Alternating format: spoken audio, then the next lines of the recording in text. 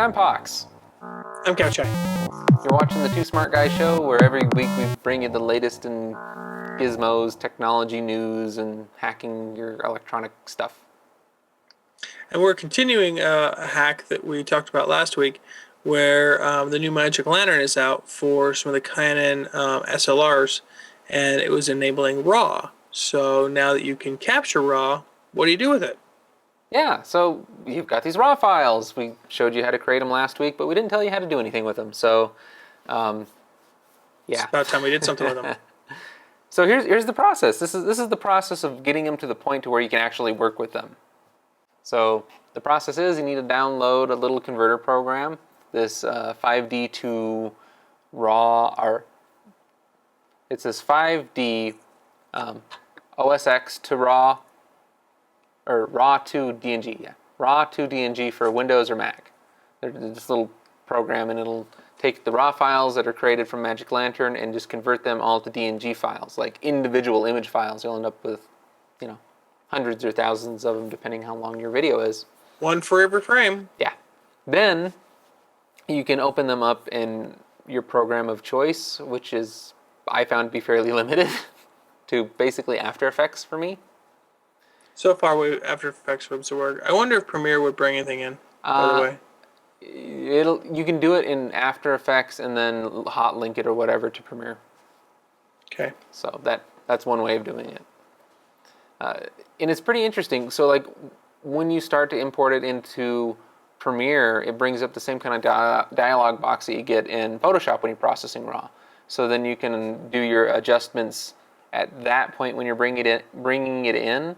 So I still don't think that's the ideal workflow. I was reading some people are doing these batch processes in Photoshop, and people are wanting to get like DaVinci Resolve to work with it, and Kachka was saying like speed grade. So I'm sure. I think speech grade might work. Yeah. So hopefully there'll be some better workflows for these RAW files that come out of the DSLRs. But this is a simple way just to play with it, and you can throw it in to After Effects and get it going. Yeah, keep in mind that this is not going to be a fast process, no matter what happens. It's we're talking about massive amounts of data and substantial amount of files, and sometimes it takes some time. Yeah, I highly recommend putting your Scratch file on an SSD. It would help working with the RAW, because it's the stuff that I captured last week was even though it was only 720p, it was still 50 megabytes a second. Yeah. And large.